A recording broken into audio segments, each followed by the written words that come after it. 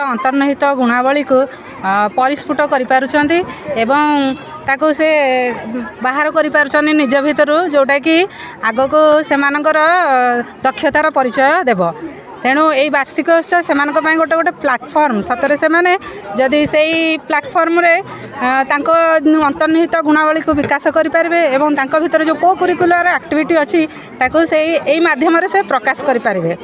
तेणु वार्षिक उत्सव सरकार एक गोटे बहुत बड़ भल पदक्षेप जोटा पिला बहुत तांकर अधिकार अधिका भविष्य से पाठ नहेले भी तांको यही को करिकुलर दिगरे तांको मध्य अग्रगति करिपारिबो एवं से माने यही लाइन को जाइके मध्य को करिकुलर एक्टिविटी को लेकिन से माने तांकर कैरियर को भी गढ़ी पारिबे।